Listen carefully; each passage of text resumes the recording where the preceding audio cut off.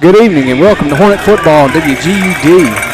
Nick D'Angelo alongside Max Greeno. Matthew's going to line up at tackle here shortly. Max Greeno from Lee Triplett Stadium here on the campus of Picayune Memorial High School in Picayune, Mississippi. You're visiting.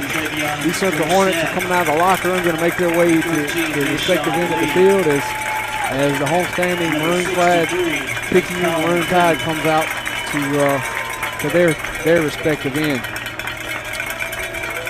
This is opening night, I guess, of conference play. Max, is that right? Exciting opportunity here for the Hornets, 3-0, facing a very tough challenger tonight in the Picayune Maroon Tide. About to have the toss here.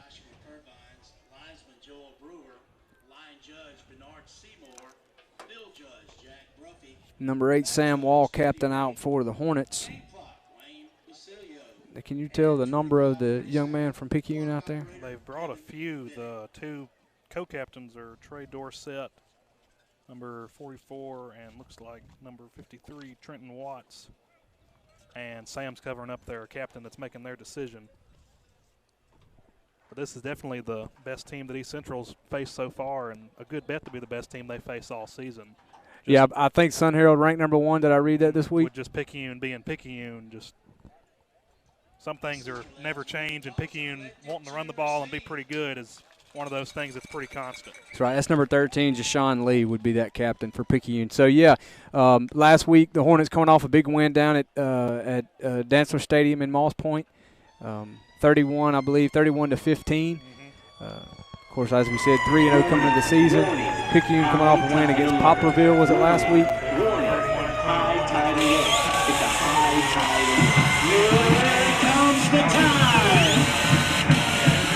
Certainly the defense has gotten a lot better. We talked a lot about the defense over the last few weeks on the broadcast. So far, they have improved every week. This will certainly be, and you alluded to earlier, as a team, but especially our defense. This will be the biggest challenge they've seen, which is going to look a lot different than what we saw in the spread offense. At North Point, you're going to have that traditional powerhouse football here against the Tide of Picayune. Not that we come in completely unprepared. Is what Picayune runs is what they've been running for years, and what East Central runs a base of now, and what Coach Smith ran for the 6 years he was in Hurley. So East Central's familiar with the offense. It's just if it's like last year, Picayune could do no wrong, and East Central didn't do wrong either, but just Picayune knew what they were doing, they knew what they wanted to do, and they just drove the ball up and down the field. So not a lot's changed in the way of our starting lineup. We have our typical deep backs, and Caden Fant, number 14, number 7, Lane Hollis, and number 8, senior captain Sam Wall is back to receive. We do this week have the debut of probably the first white-on-white uniform these Centrals wore in as long as I can remember, so at least 7 years. Definitely brand new white pants. That's great content right there that you would not have otherwise without Mr. Greeno on the broadcast tonight. So thank you. We'd probably like to thank whatever sponsor got us those white pants. That's right. That's right. There's a kickoff going to be returned by Lane Hollis. He's going to cross the 25, turn around and run back, and actually going to lose a few yards there. What it looked like was going to be a positive gain. I think may have been a no gain there or short gain, but trying to make something there. Number 10, Connor had him early, but Hollis managed to spin out, and then looked like number 23, Josh Tatum, finished him off and made him lose those yards on that recovery. So Huggers, our junior quarterback, going to bring the offense out on the field. Offensive line rounded off left tackle Matthew Greener, number 62, number 57 Luke Walding, number 66 Cade Benefield. Right guard is number 72 Mason Estes, and sophomore right tackle 55 Gavin Trossett. Going to give around the left side behind the left tackle to number 6 sophomore tailback Eli Smith as he's dropped for a short loss of about 1 yard, it looked like. To round out the offense, number 14, Caden Fant, is a 6'3 senior lined up at wide receiver. Fullback Sam Walls, as we mentioned earlier, number 8. And I didn't see which wingback started. Yeah, that's going to be Andrew Marble, number 12. sophomore. Hugger under center, got motion, going to give the up back. No, he's going to keep it himself. Looked like an option read there, kept it around behind the, I guess, the left guard tackle area. I think he kind of cut it up quick. It wasn't really outside. I'm not sure what they call it, but I know in college it's a midline option. And what he did there is he faked it just long enough where they attacked that inside. The linebacker's bit. The hole that the linebackers left, Deuce just took it and took advantage of it. That was a perfectly ran play, whatever you call it. So pick up big first down there by Deuce for the Hornets. So we got a first and 10. Looked like we had a little movement there. Going to pass out to the right to Bird Morris. He's going to bring it in for about a 5-yard gain on a 5-yard out route. Nice catch. That may be the first reception of the season for Bird Morris. I think it may be. I know he's been targeted a few times, and I think he may have drawn a pass interference call earlier in the season, but I think that is his first completion or reception of the year. So Fantz checked in, is going to go to the far sideline as the offense comes take possession at their own 44. He's going to fake again. It looked like the same play. This time is going to be snuffed out and brought down. That was just some quick crashing defensive ends on Right. Picayune's part. Number 10, Carson Connor, and looked like number 51, Caleb Jones. Yeah, 10, Connor, I noticed he's a rather large young man at 6'4", 255 pounds, lined up at that left end. So the Hornets are looking at a 3rd and 6 from their own 37-yard line. Hugger's going to come under center. Looks back to pass, looks left, throws left, a go route to Fant, lays it out, and he is not able to bring it in. Not a bad pass at all by Hugger there. That was perfect placement for where he needed it to be. The defender had no chance on the ball, and it was Fant's ball to make, and that was just pretty good coverage by Picayune right there. Looks like Hickman, I think, may have been the defensive back in coverage. It's worth mentioning he plays doubles on offense, so it'd be interesting to watch that as the night goes on, as he gets those offensive snaps and then has to come back and play. I think there's a good many, too, that if not start on either side, rotate a good bit between the two sides of the ball. So Ford's going to be back to punt for the Hornets. We're looking at a 4th and 6. Samples is their key guy back to receive, number 2 for Picayune. Snaps back. It's a little high. Ford's able to wrangle it in and get the punt off. Not a bad punt at all. We got a really good bounce. Really good bounce.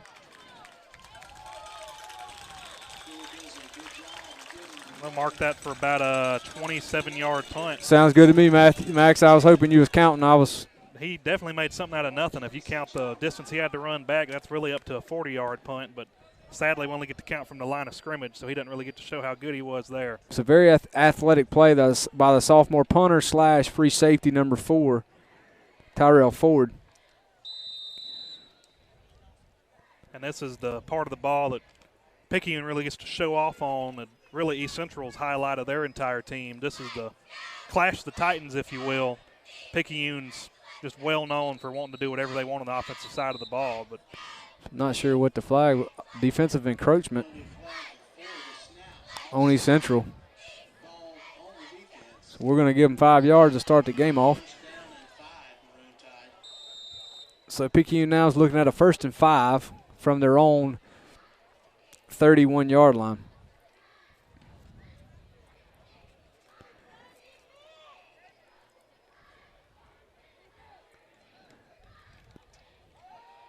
Going to look down the right sideline, deep down the right sideline. Is going to be brought in by number 13, Jashawn Lee, over the cornerback there from East Central. And that was just Picayune playing to their weaknesses right there.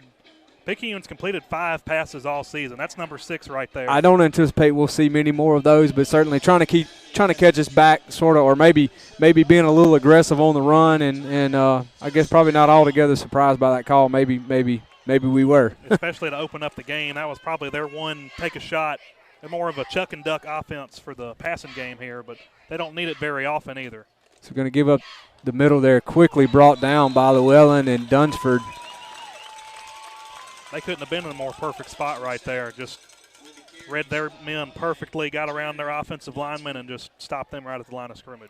So our defensive unit, right in, is Carson Llewellyn, a junior. Defensive tackles are Jaheim Packer and Raiden Williams, both seniors. Our left end is also a senior, and Caden Smith, number 27. Our linebacking core is pretty young. A lot of sophomores. Number 10, Brayson Owenby. 9, Des Fairley. 18, TJ Dunsford. And 11, Hollis Porter. Picking's going to come to the line, and we're going to jump off sides there for the second time in this opening drive.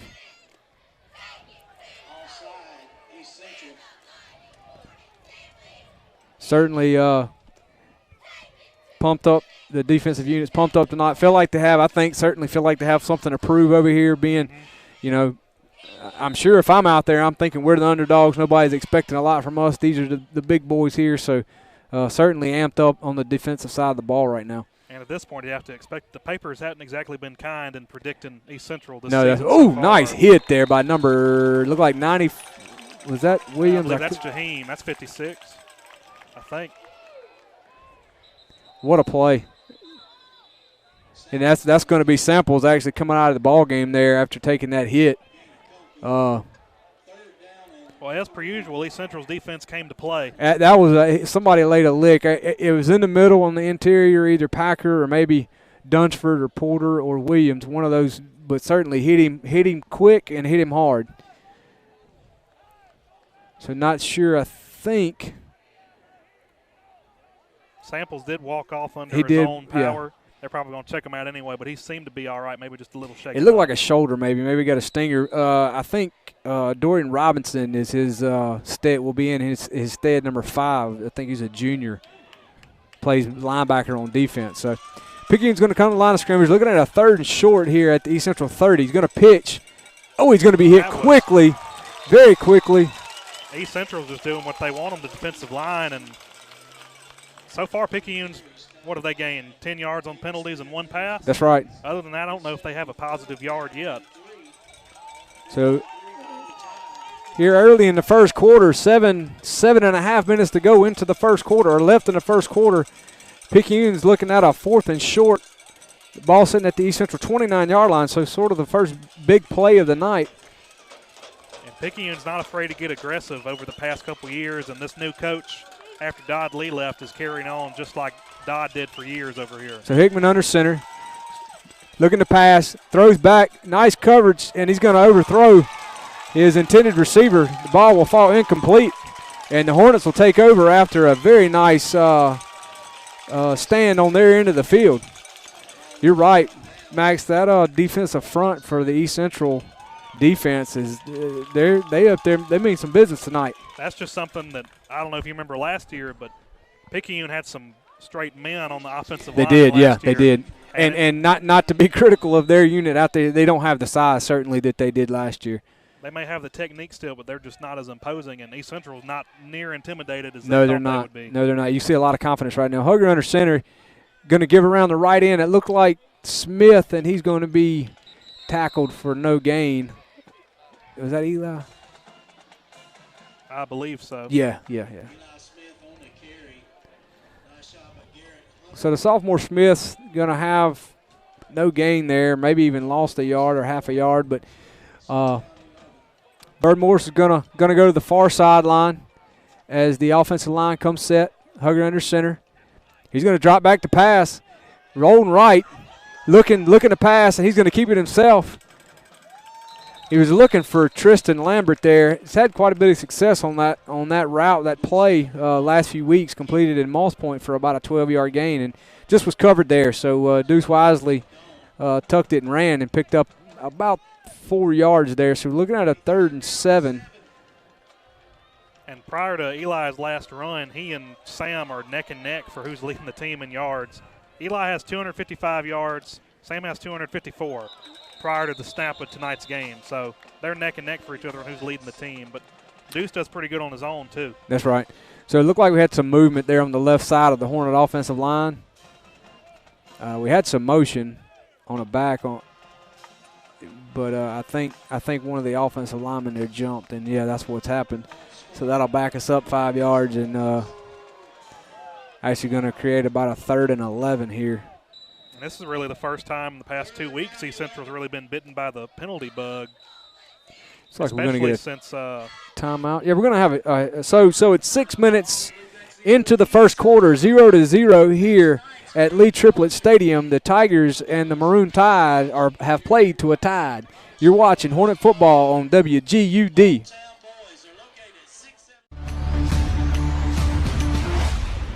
Lines and traffic got you down? Ever feel like friendly service is a thing of the past? Well, at H&H Chevron, our friendly staff is always happy to greet you with a smile and get you going fast. Let us take care of you. Since 1992, fast and friendly customer service, quality, and satisfaction have always been our #1 priority. In our family, we all use electricity differently. But when it comes to our Touchstone Energy Cooperative, we all think about it the same way. Because our co-op is power. Sure, electricity turns the lights on. But power is the information that we get from our co-op about efficiency, safety, technology. We trust the co-op. They're our neighbors, our friends, our home. Tonight's game is made possible by Singing River Electric, a proud sponsor of Hornet football on WGUD.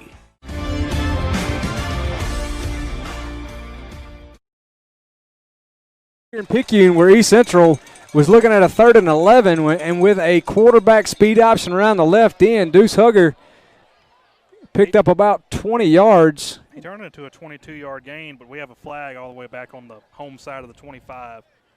So either, and where that's sitting, it looks like maybe, and since they're backing us up. But he had it so close to the sideline, it had to be almost a pre-snap penalty. Illegal shift. Illegal shift on offense. I didn't see anybody move, but I wouldn't. Not real sure. We don't have the privilege of instant replay up here, but nonetheless, it really don't matter what we think because that guy that striped shirt on out there called a legal shift, so that's what it is.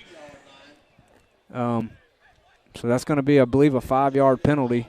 And that really doesn't leave East Central much to work with for play-wise here, as that play was really designed to work on that long 3rd down, and here they are again on an even longer 3rd down.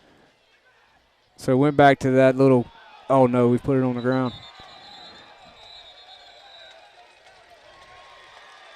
Is it going to be a fumble or is he down? He seems to be saying it's a fumble. He called it. Number 63, Colin Penton, and I think he plays both ways too. He may be their center. So what proved to be a very crucial illegal shift there but just there before the fumble there on what Hugger was trying to make a play and wasn't able to maintain control. Now Picayune will take possession from the Hornet 22-yard line. It is worth mentioning that Samples is not back into the game. It looks like 6 is still in. And ball's out. I think East Central. I believe East Central jumped on it. East Central had that ball a while ago. The ball came out that we saw. That was a pitch by the defense to someone. I'm not. Yeah, being on the far side of the field, our perspective, it was really hard to kind of tell what exactly happened. But I do know this, or we do know this at this point, East Central will retain possession of the ball from the Picayune or from their own 15-yard line. Just enough time for the offense to run over and take their helmets off. They're back on the field already. So big break right there. If you're just joining us, we're here at Lee Triplett Stadium on the campus of Picayune Memorial High School, where the Hornets and the Maroon Tide are tied at 0 with 5 minutes to go in the first quarter. 5-minute mark in the first quarter. It's been an interesting game so far, what little bit we've seen.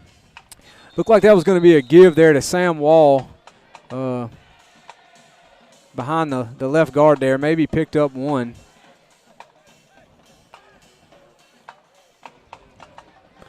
Bird Morris is going to check in, bring the play into Hugger as East Central looks at that second and 9 situation.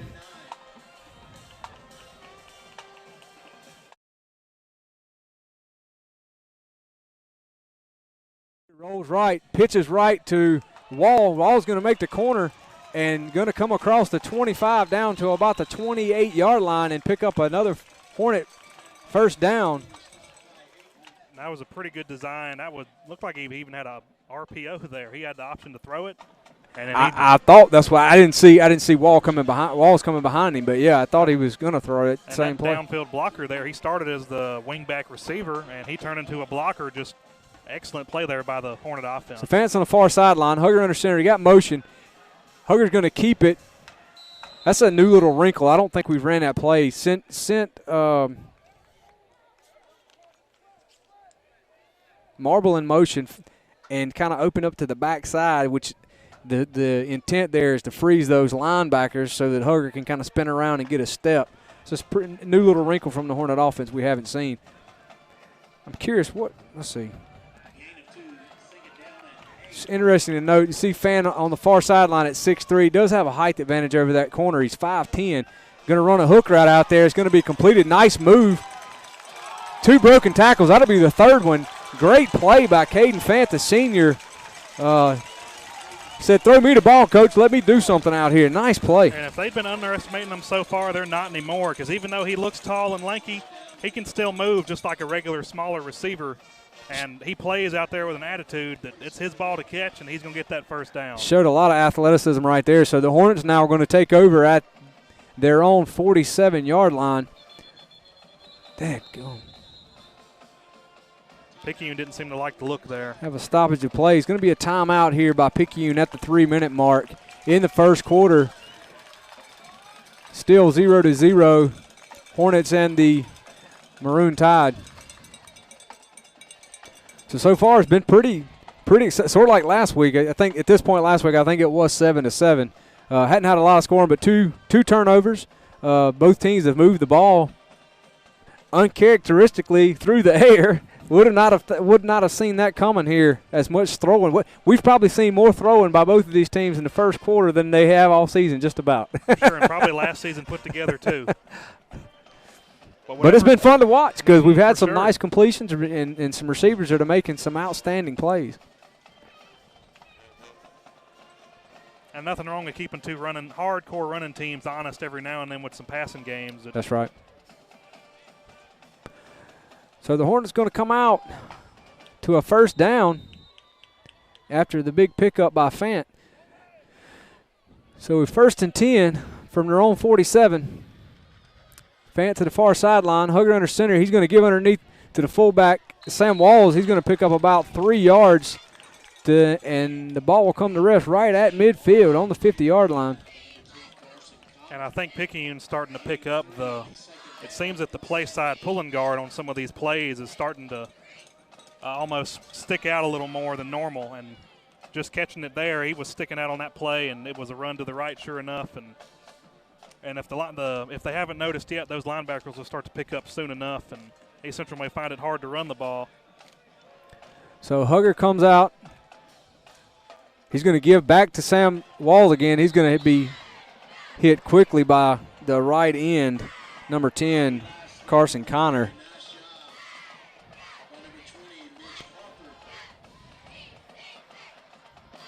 That was a good job there by that defender to get around the offense and sneak his way into the backfield. But he was designed to be blocked there. He just had enough speed and athleticism to get around the edge and get around that edge block.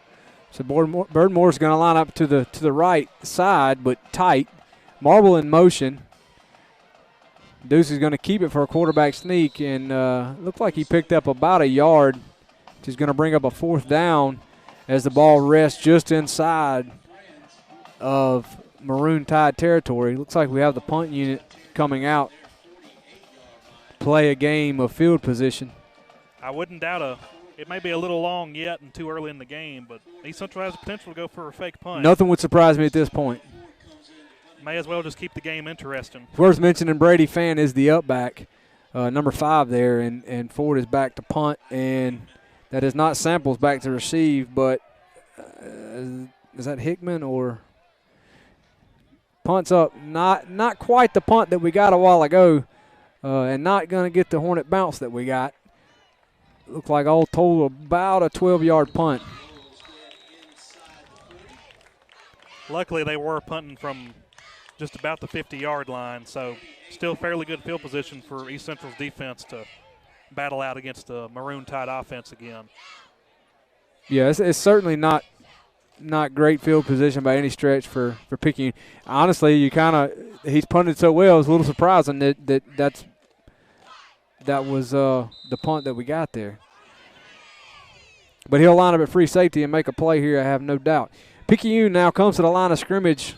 Somebody's going to call a timeout here. Picayune will. So with that timeout, we're going to take a break here as well, as with 59 seconds to go in the first quarter, 0-0. You're watching Hornet football on WGUD.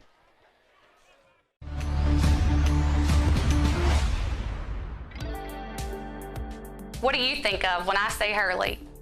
Home. Home. Your home. My home. Home. I'm Leah Hinton, broker and owner of Southern Oaks Realty right here in Hurley. Although Hurley is home, our team is ready to help you anywhere in South Mississippi. Even where our rivals reside. Looking to buy or sell a home? Call us today or stop by the office. Let us help you establish new roots. If you want great furniture at fantastic prices, then Taylor Furniture's huge Labor Day sale is the place to be. August 27th through the 29th, come in and get 18 months no interest financing with free local delivery and removal of furniture. Save big with up to 50% off select in-stock living room, bedroom, and dining room furnishings. Save up to $400 on select Sealy adjustable mattress sets or up to $200 off Sealy hybrid mattresses. Great furniture and prices await, but only at Taylor Furniture in Moss Point.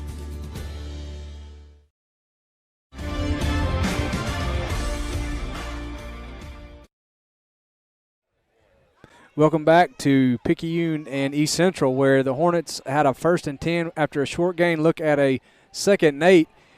As Hickman's going to roll out right, it's going to be completed. Pass complete to Darnell Smith there, and he had number 88. I don't have his number down anywhere, but he was wide open down the field and just wasn't quite set up enough on the play. But unexpected pass there by Picayune yet again. And Again, I was about to say another completed pass by what otherwise is known as a running team. And again, prior to tonight, Picayune completed a whopping 5 passes in their first 3 games. They've only attempted 11. So, yeah. So that's going to be the end. I was like, what's that horn? We just had that timeout, so that was quick. So at the end of the first quarter, 0-0 here at Picayune. The Hornets and the Maroon Tide have played to a tie. We thought we were talking at the break. It was interesting that Picayune choose to use their second time out there with 50 seconds to go or 59 seconds to go in the quarter. And their first time out on not a very strategic defensive down, but just they have one left going into the second quarter, which could make the difference. But I guess we'll have to just if you got the East Central Maroon on, you hope it does. I hope so. But I guess maybe he don't feel like he's going to take those timeouts in his pocket to the locker room because he can't use them. They don't roll over. So Picayune's going to come back out, of course, with the field flip now, and snap the ball with a 1st and 10 from the East Central 45-yard line. It's going to be a pitch to the back behind the left tackle. Be a short gain of about 2 yards. Dorian Robinson on that carry. Samples must, I don't see him over there. I guess he's still being tended to. This is the starting tailback for Picayune. If you missed it, he was actually knocked out of the game earlier after a hit at the line of scrimmage for one of the Hornet defenders. Early in the maybe their second offensive snap. So Hickman's going to bring his team to the line.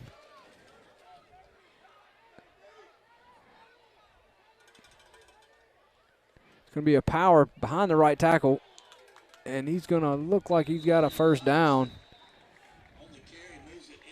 He didn't finish the tackle there, but number 4, Tyrell Ford, sure enough, made his presence known to that number 5, Dorian Robertson again. He's not scared to stick his head in there and put a hit on people. They'll probably start to keep an eye on him at all times on the field if they haven't already. So Amari Johnson's checked in now for the Tide as they break huddle. And Picayune's offense, Samples is back in now at tailback. Okay. So now formation. That's going to be on the offense. False start. That'll back them up 5 yards and do it again from just inside the 40. And Samples coming back in really helps Picayune because he's basically half of their offense. And after him, it's really the second-string running back by committee. So Picayune will probably look to be a lot more healthy on offense with him in, hopefully, for the rest of the game, barring no injuries. So come back out in the I formation. Power set, two ends. Going to pitch back and going to be stopped there after a very short gain by the right side of that Hornet defense, possibly by Caden Smith. And if it wasn't Caden on the tackle, it was surely Caden on the end there. He did not allow the fullback there on that play. Is designed to get Caden out of the way, and Caden was just a wall right there and held that gain to just 1 yard.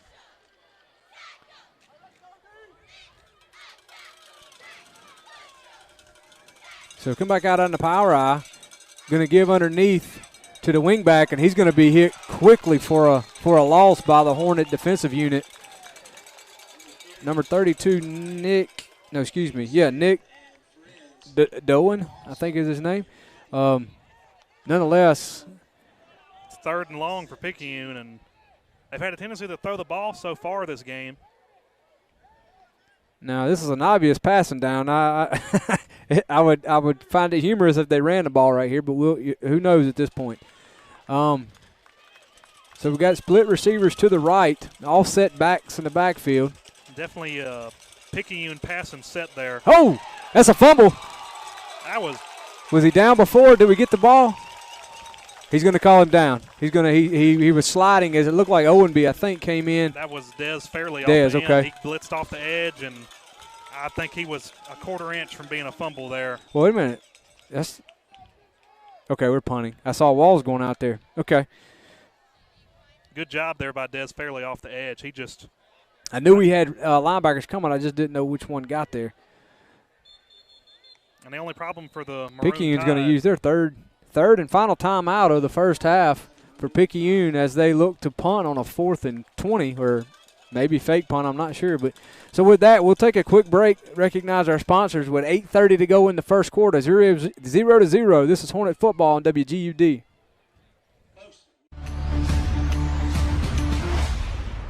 Here's a scenario. Work has sent you cross-country. You drive 2,000 miles, eat something that resembles food, and seal the deal with a room full of strangers. Now you have a big old check, which means you hold in your hands the future of your company. But wait, you have the Singing River Federal app, which means you and thousands of others like you can bank wherever you are. So no more worries, except for whatever you ate. Singing River Federal, the better way to bank, wherever you are. Singing River Federal Credit Union, a proud sponsor of Hornet football. All over the region, people who are passionate about life love Bienville Orthopedic Specialist. We will get you back in the game, back on the water, back spending time with your family, and back to your life. Bienville Orthopedics is the largest and most experienced physician-owned orthopedic surgery practice in Mississippi, bringing cutting-edge surgery and healthcare to the coast, including outpatient total joint replacements. Whether you want to compete at the top of your game or play with your grandkids, Bienville Orthopedics is the one to trust. We love what we do, and we'll get you back to the life you love too.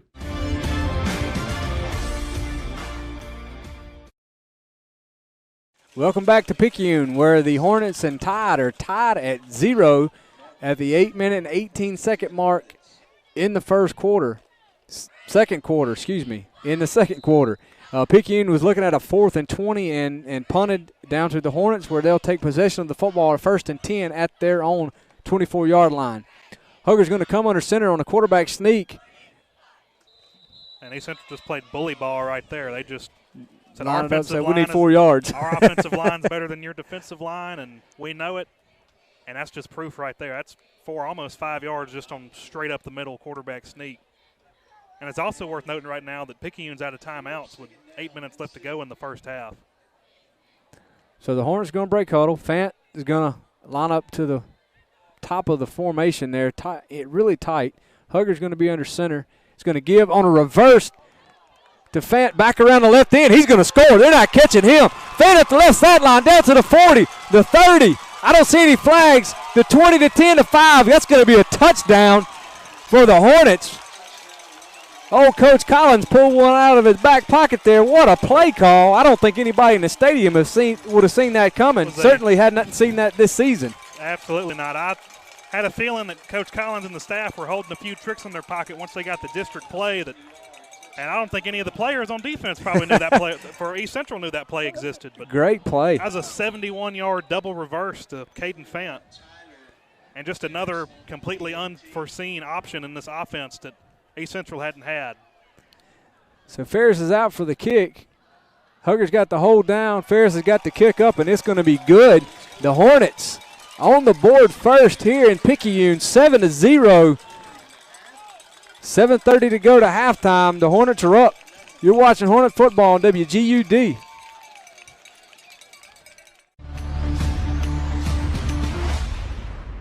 Attorney Matthew Lott and his group of awesome paralegals get up every day with a dedication to solve your legal problems. Injuries and family matters are our specific areas of concentration.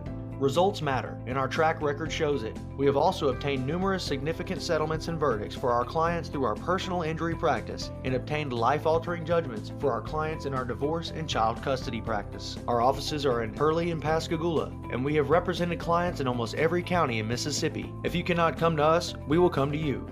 Do you owe the IRS and back taxes? Are you receiving notices from the IRS or state tax agency threatening to seize your assets? If so, you must act now. With our tax relief program, we will review your case and start the negotiation process with the IRS to reduce or eliminate your tax debt and get you the settlement you deserve. Call now to get your free consultation. Evening and weekend appointments are available. Taxes and Time, a local tax company you can trust with your tax issues.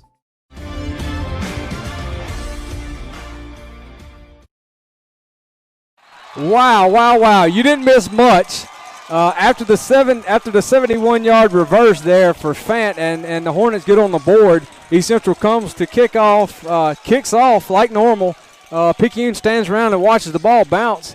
And I believe number 24, Rassie Smith came in and jumped on what would basically be an onside kick. Just about a 35-yard onside kick. And the Hornets are going to take possession of the football inside the Maroon Tide's 35-yard line. This is a momentum-changing type thing right here. If East Central scores on this drive, they go into halftime. Picayune doesn't have any wind left in their sails after something like this. Looking for a pass. Fant's deep again. Looked like they were going for the dagger right they were. there. Just a little overthrown, a little excited out on the field. He's got to be winded after that last run. I got to say, Caden, when he got the ball, I was thinking, man, come on, turn it on. But, man, when he got it going up that sideline, you could tell he had them legs. He was putting them down. That 6'3" frame. Man, he got on down the field there. That was great. And good lead blocking by Deuce up front. Yeah, really it was. So we got a sideline warning over there. The Picayune coaching staff's not happy about something. Well, we can't call a timeout here, so we'll just have to wait. I don't see a flag, so they didn't give him a warning. But he he was out on the numbers out there. He can get his warning with no problem. Depending on the referee's decision, they don't have to give him a warning, I think, if it's egregious enough. And they're having some type of conversation. Yeah, the referee's talking to maybe it's the clock or something, because he's talking to the press box up there. 6:20 to go in the second quarter. 6:20 to go. Excuse me. Yeah, they added some time. 6:35 to go to halftime. East Central 7, homestanding Maroon Tide 0. Good job by the officiating crew there to catch that we lost, 19 seconds? Yeah. And I say Picayune. Coach Collins was out there on the field too, so he may have been the one that seen it. I'm not real sure. Coach Collins lives between the line of the sideline interference and not. So Hugger's going to give the Walls up the middle there, or is that? I believe that was Sam. Yeah. Okay. Yeah, Walls, and he's going to pick up about 2 yards. So after an incomplete pass, a handoff there to the fullback, the Hornets are looking at a 3rd and 8 situation with right at 6 minutes to go to halftime. Fant's going to bring the play in. I kind of wonder, do we see it? Look, you're only trying to get half of it right here. You're going to go for 4th down. I think we're just beyond Ferris's reach on a field goal. So we're probably 7 to 8 yards out of his reach. And got a pass. Oh, my goodness. Why he didn't get the pass off there, that was a phenomenal job by Deuce to hold on to the ball. Yeah, I thought it was coming out because that end, I think number 51 came pretty much unblocked. It was a blitz from the right side, and Hugger was able to hold on to the ball. He had Marble in the flat. I guess he didn't like the look. Looked like he was going to take it and run. Seemed he had 2 or 3 reads there, and Marble seemed to be open, but the play design may not have been there for him, but just, again, a really good job by Deuce to even hold on to the ball. Yeah, I thought it was coming out. He was holding on to it over the defender, using the defender really to his own strength just to not fumble that ball. Yeah, I normally can kind of halfway guess, get pretty close what we're going to do offensively, and you kind of get a feel for even the other team. Their scheme, I guess. But, man, I really did not look for us to throw the ball right there. I was looking for a quarterback sneak. And he had 2 to 3 options there, and he may have been getting ready to take off, but it was just a collapsing pocket right there. So the offense is still on the field. Well, 5:48 to go. I'm not sure why. Well, we call a timeout. Okay. So 5:48 to go. We're still on the field. That was 4th and extra long. So, yeah, 4th and 14. We're going for it. We got split set out to the near sideline. Hugger's looking left. He's going to keep it. Pocket broke down. He is going to be really close. I think he's going to be short by about a yard. If we went off shadows, he'd have got it, but I think he'll be about a yard or a I think he needed short. to get about to the 31, and I think he came down just shy of the 30. I don't know. That's a lot closer on the chains than I thought it was. Yeah, he's going to. I don't know that we would have got a lot better field position if we had punted right there, Max. If you think about it, I mean, we even were kind of in that gray area of there's no real good thing to do, and I'd almost turned into a real good decision there. It really did. So what wasn't a horrible possession there for the Hornets? Going to turn over on downs now to the Tide. Our formation going to pitch back to Samples. He's going to go behind that left side and not have a lot of success over there.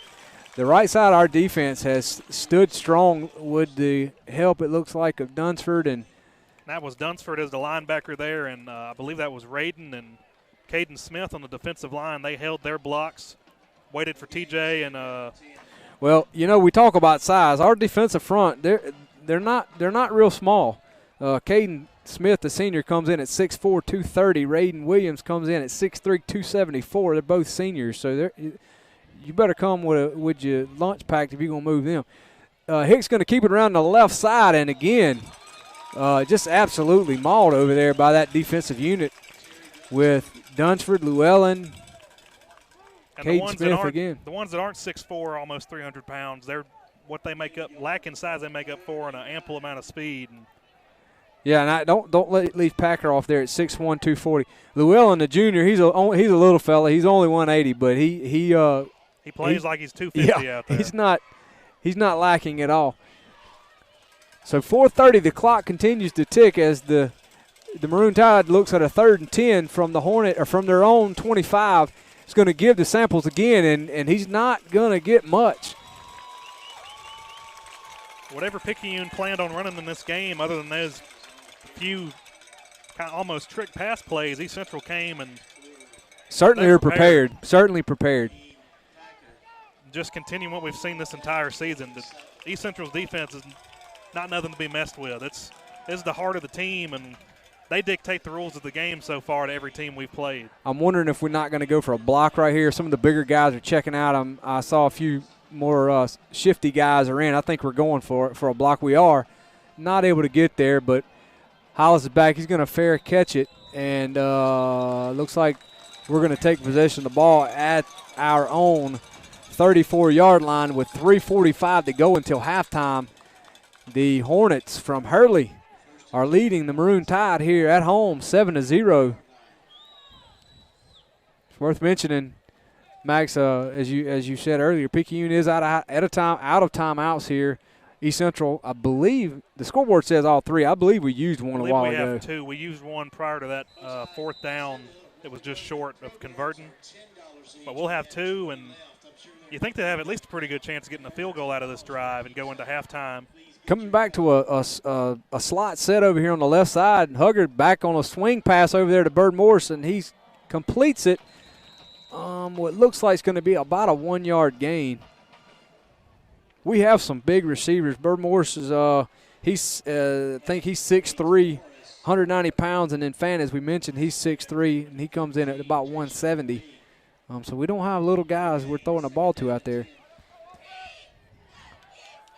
So Fant's going to line up to the near side, but tight to the line of scrimmage. Hugger's under center. He's going to roll out. Oh, give underneath back to Marble. It's a nice little wrinkle that we haven't seen. To Marble coming from the wingback position for a pickup of about 5 yards, 4 yards. So we're going to be ball's resting at the 38-yard line for the 3rd and 6. Bird Morris brings the play in. I have no clue what we're going to do here. I really don't. Definitely an unpredictable offense this season. Yeah, they jumped. And they even had a guy lined up in the neutral zone there, so I think we would have really had him either way. But this makes a little more predictable situation here in this. Certainly an easier play call for Coach Collins there. From a 3rd and 6 to a 3rd and yard and a half. 2:30 to go and counting until halftime. He's got a pretty big play here.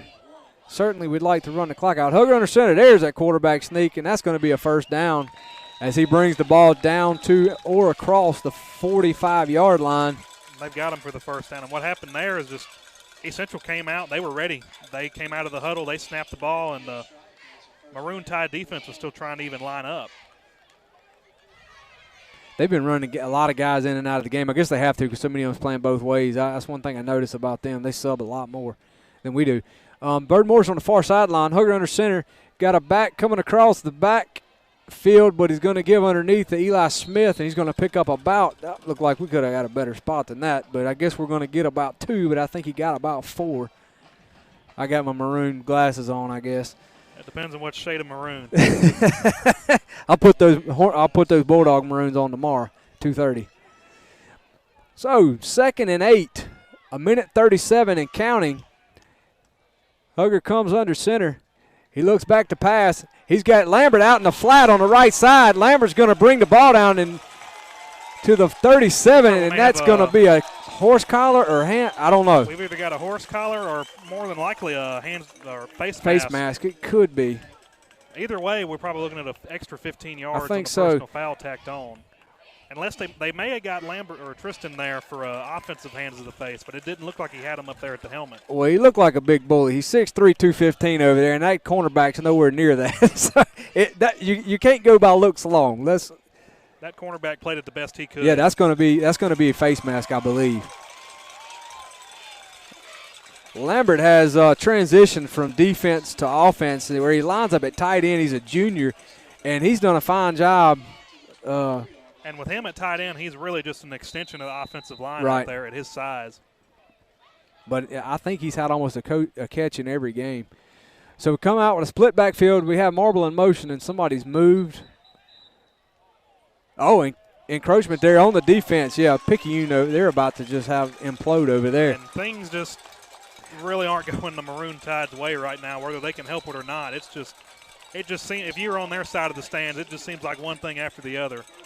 So first and 5, just over a minute to go. Clock's running. Hornet offense is speeding up a little bit. Split back. Wing back in motion. Speed option. He's going to pitch to the left to Walls. Oh, actually that's a pretty nice play by number 20, Mitch Harper for Picayune. Looked like Walls was going to get to that side, and I think if 20 had not got him, he may have got in the end zone. So East Central's going to burn their second, I believe, timeout. We'll keep it here. We certainly don't want to miss these next 6 points. 52 seconds to go into halftime, 7-0. And I believe we still have one timeout left after we just called that second. Yeah, that's right. I think unless we've missed one somewhere. The wing tee was really coming out on that last play with just 4 or 5 different guys. It seemed like they could have had the ball, and then a pitch back to the guy that came off from the other side of the field. And Coach Collins is really dialing up all the offensive tricks he has. Well, you know, like you mentioned earlier, we haven't seen some of these plays they're showing tonight, and that's simply because these other games didn't really count.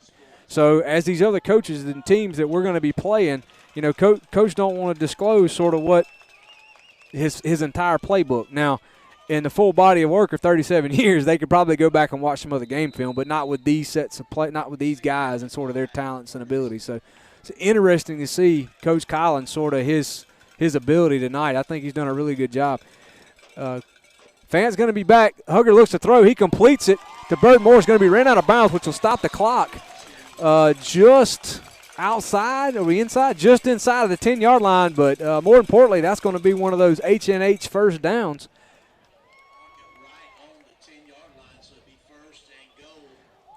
And Hugger and his receiving core is really coming to their own. Man, he looks so comfortable. Game. Don't he? For a junior, not played much football since middle school, man, he looks really comfortable in the offense. Fant, near sideline. Gonna keep around the left end. Hugger, he's looking to get in the end zone. He's gonna spin. They try to take it from him, but I think he held on to it. And Deuce really just putting on a clinic for an all-around quarterback right now. He just powered his way over a defender 3 times his size. Earlier in the game, he blocked a linebacker that was twice his size. 28 seconds to go. The Hornets are on the goal line. I think we got a quarterback sneak. I'm not sure he got in. Walls pushed him. Tristan says we do. If only Tristan was wearing that black and white striped jersey. 19 seconds. They stopped the clock to mark the ball. We need to get ready to call the player a timeout, one of the two. Yeah, we're going to get a timeout, burn our last timeout here with 19 seconds. I'd like to say we're not going to get too fancy right here and just – I look for another quarterback sneak. I really, you know, Tristan told us we was in, so clearly they should give us the 6 points, right? And they've proved it before. If that offensive line bucks up, the entire defensive unit really for Picayune is just tired at this point. And you can see it on the field, and it won't take more than one more snap, I don't think, to get in the end zone and just bowl over into that maroon end zone. Yo, Greeno come to the sideline a while ago. It must be a war going on out there. He had blood down one side of his – he was trying to wash it off, I think. So he didn't have to come out of the game. So 19 seconds to go to half. We're out of timeouts. Not a single receiver or receivers out there, but they're not playing in their normal position. Colby Reynolds in at fullback, but we're going to go to quarterback sneak, and Deuce got a cross. Colby come in behind him. I'm not real sure what that flag's for, unless it's some kind of personal foul or late hit or. I don't know if there's a. I don't think there's a penalty for anything pushing the pile, but I think as long as I don't pick him up. These officials could get ticky-tack if they wanted to. Yeah, he's pointing at somebody like we didn't do something right. Oh goodness, Coach Collins is. He's not going to like that. Yeah, we need to get ready to call a play because they're going to start the clock. It's 16 seconds to go. We have no timeouts. And I think what they called there was just that. He called assisting the runner on the play. And I'm sure Coach Collins is going to let them. He's not going to take his time right now, but on their way to the locker room, but he can finally get over that number. And really, East Central just get up and clock the ball right here. 10 seconds to snap. I think we just called an invisible timeout, but not real sure. I think Coach Collins may be out there. I'm not real sure how we got that timeout, but he's pleading his case.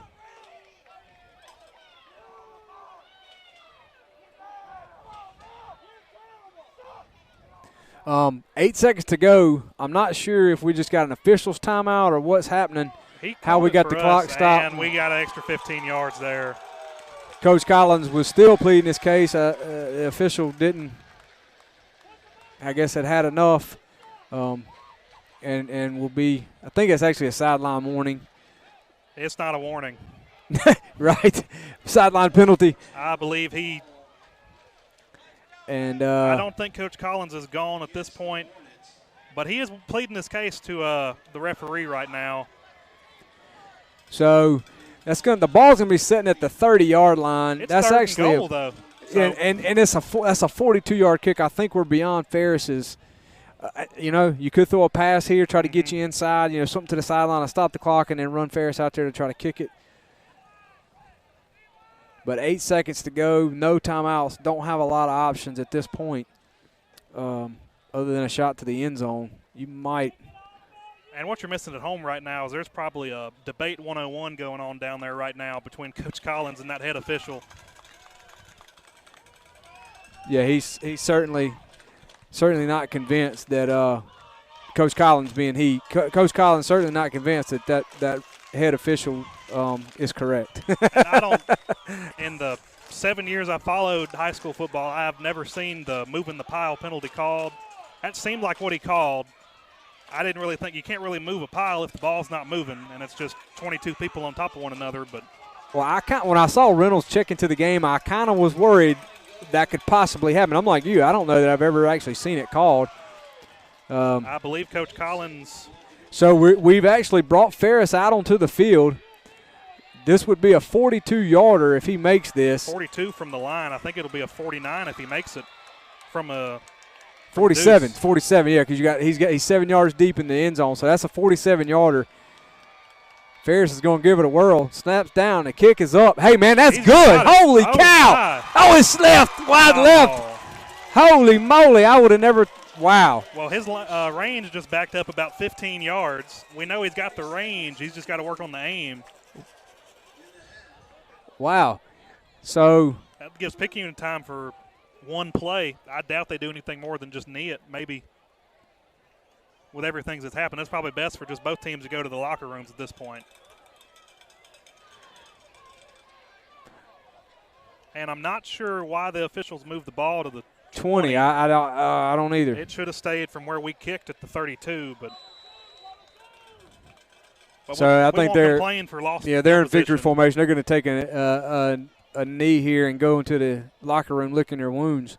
Certainly not happy with their first half of football, but I got to tell you, I don't know that it's necessarily they're not performing. I just think East Central's playing that well. Picayune really hadn't missed a play yet. They've come out, they've run everything like they were supposed to, but the only problem is there's just been a Hornet defender in the way just about every time they do something right.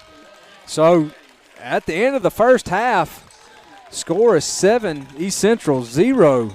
That's right. We said 0. Picayune Maroon Tide, the 3-0 number one by media accounts team in the 5A team in the state. The Hornets are going to play. East Central came to play as usual, and I don't know if Picayune overestimated them, but they didn't think we'd bring all this with us. But well, I certainly feel like the Hornets feel like they had something to prove coming over here. You know, because if you've observed much high school football recently, the teams that Picayune's played and the teams East Central's played, yeah, they certainly have had a tougher road to this point. But, man, you got to like what you've seen first half if you're the coaches of East Central going in at half here.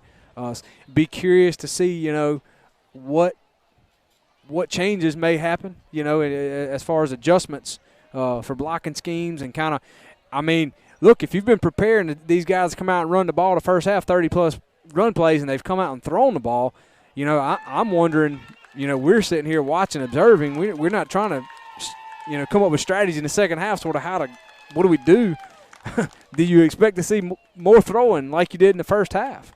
I really think East Central's just going to keep doing what we've been doing on both sides of the ball. If not, they're probably just going to be prepared to adjust to what Picayune does because at this point the ball's in Picayune's court. They came out, not that they came out flat, but nothing's worked so far, and they've got to come up with something this 20-minute halftime that's going to break the stalemate on defense. Well, you know, it's worth mentioning, too. It eludes me, the young man that's coaching Picayune now, Coach Lee, is no longer there. Stronger, right? Stogner. Excuse me. Where was he before? He was offense coordinator? He's been staff here for the last 13 years. Yeah, I knew he had been here a while. I couldn't remember. So, you know, it's still different when you're not, you know, when you've sort of had somebody kind of being the main guy and you've kind of supplemented, I guess. Now he's added his opinion. Now there he you makes go. a decision. That's right. So it's a new environment, new situation for him too. So I'm interested to see sort of how he responds. Anyway, this is Picayune's band about to take the field. Our Hornet band did not make the trip on the road games, which seems like has been forever since we've been in Hurley. And it'll be a little bit longer, too, because we've just moved to 1-0 in district by default, might add. With Long Beach, they've been quarantined due to COVID-19 for the next 10 days. So East Central's number 1 right now in district, so we can hang that on our on our hats. So I guess we'll take a quick break here, recognize our local sponsors, H&H and those guys, and we'll make sure we thank them and thank Tim and WGUD for pulling this off every Friday night and letting us be a part of it. But we'll take a quick break, make sure we recognize those guys, and when we come back, we'll show some of the Maroon Tide band here.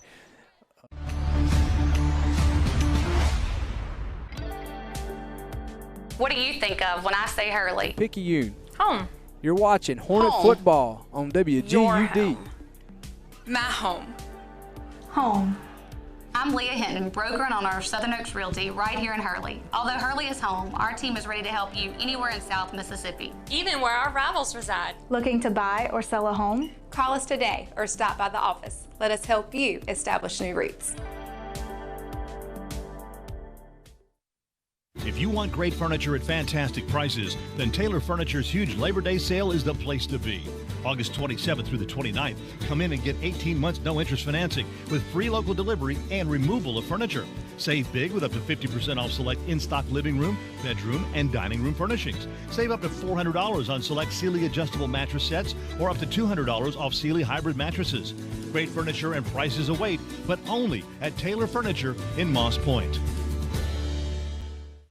All over the region, people who are passionate about life love Bienville Orthopedic Specialist. We will get you back in the game, back on the water, back spending time with your family, and back to your life. Bienville Orthopedics is the largest and most experienced physician-owned orthopedic surgery practice in Mississippi, bringing cutting-edge surgery and healthcare to the coast, including outpatient total joint replacements. Whether you want to compete at the top of your game or play with your grandkids, Bienville Orthopedics is the one to trust. We love what we do, and we'll get you back to the life you love too. Here's a scenario. Work has sent you cross-country. You drive 2,000 miles, eat something that resembles food, and seal the deal with a room full of strangers. Now you have a big old check, which means you hold in your hands the future of your company. But wait, you have the Singing River Federal app, which means you and thousands of others like you can bank wherever you are. So no more worries, except for whatever you ate. Singing River Federal, the better way to bank, wherever you are. Singing River Federal Credit Union, a proud sponsor of Hornet Football.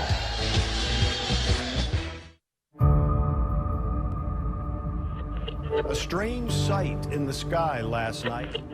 Looks like we have an issue at the tower site. An episode of the Twilight Zone's like looping or something. It's glitching. Good morning, Gulf Coast. Mayor, we've had several calls come into the newsroom from people saying that there's some kind of outbreak causing strange and erratic behavior. This is the Sheriff's Department. I've seen a lot in my time, but there's people in my yard glitching.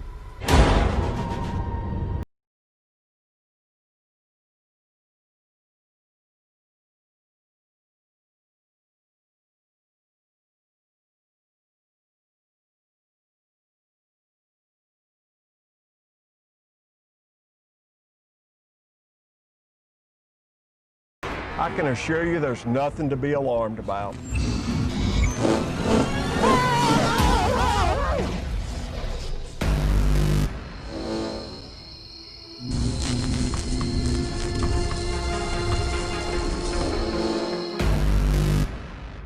On the way to work, I went to Anderson's. I picked this up, a delicious assortment. I'm talking all different kinds of donuts. Glazed, chocolate, sprinkled, the whole nine. Which one you want? Which one? Come on. Come on. Lines and traffic got you down? Ever feel like friendly service is a thing of the past? Well, at H&H Chevron, our friendly staff is always happy to greet you with a smile and get you going fast. Let us take care of you. Since 1992, fast and friendly customer service, quality, and satisfaction have always been our #1 priority.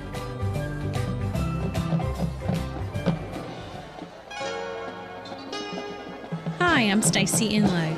At M&M Bank, we believe the same things that build a great football program sustain a great bank. Come experience the community banking difference at your local M&M Bank today. Ask to see me, Stacy Enlow, at the Pascagoula main branch. At M&M Bank, we are truly hometown people that you know.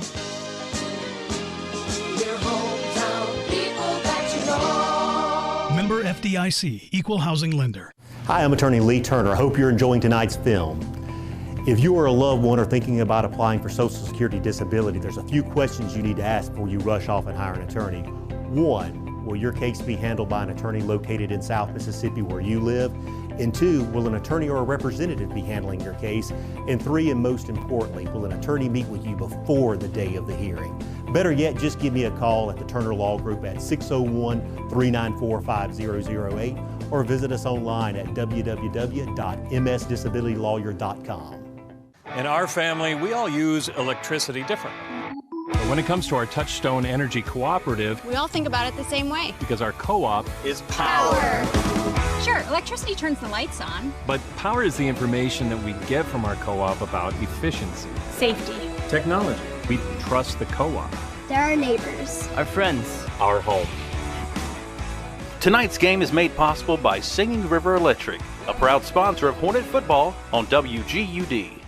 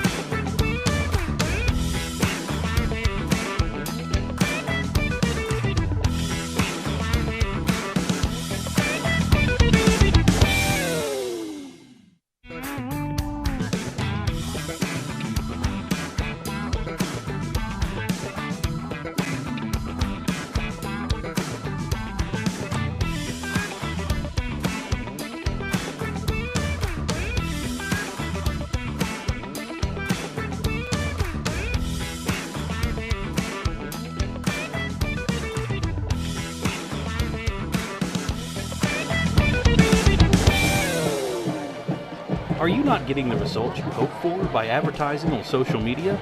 It's probably because your ad gets buried on an endless timeline of political jokes and cat memes. Most people scroll past your ad with a quick flip of the finger. But with WGUD television, your ad is shown in front of a captured audience. And with WGUD, the rates are about as low as boosting your ad on social media. That's the power of local television. That's the power of WGUD and the MeTV network. Give us a call today for a free consultation.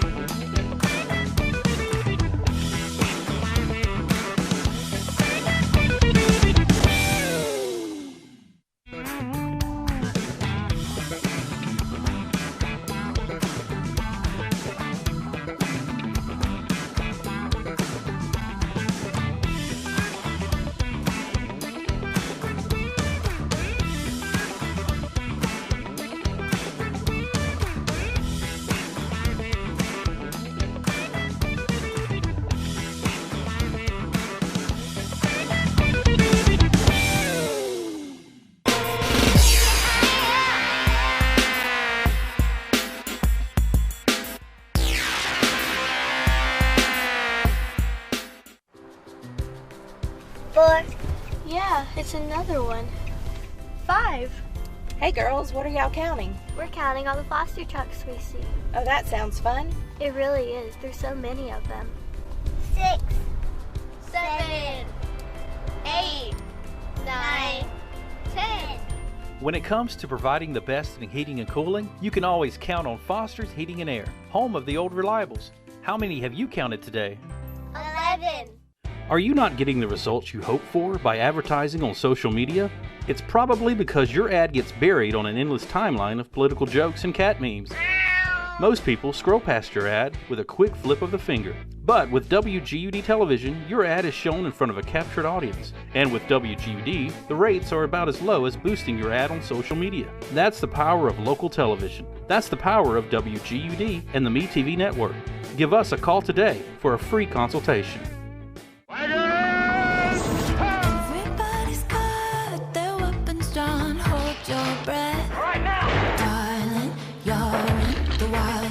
On it. There's no way to know, there's no way to know what comes next. Darling, you're in the Wild West. Go to the Wild West with Gunsmoke, Bonanza, The Rifleman, and Wagon Train. Weekday Westerns on WGUD, your local MeTV. Tired of looking from store to store for furniture that matches the rest of your decor just to settle for something close? At Willis Furniture, along with the fine quality of their furniture, you can choose to have it custom made in a choice of many different fabrics or leather. Willis offers quality furniture to fit anyone's budget, along with 12 months same as cash and free local deliveries. Stop by Willis Furniture today and bring home the furniture that matches you. Willis Furniture, where quality is still affordable.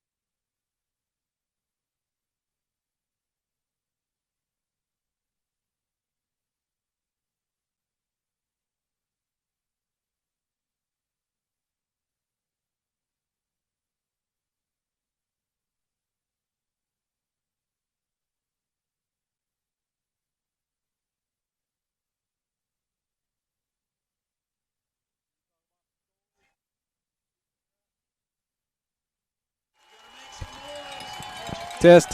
You hear me? Got me? Yeah, we're good.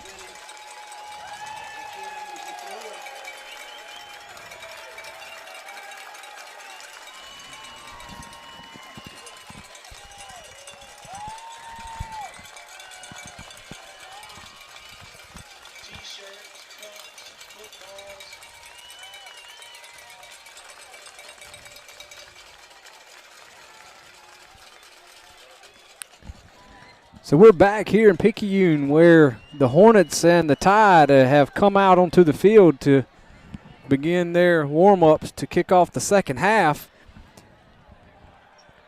The Hornets have traveled from Hurley over to Picayune where they are leading the homestanding Tide 7-0.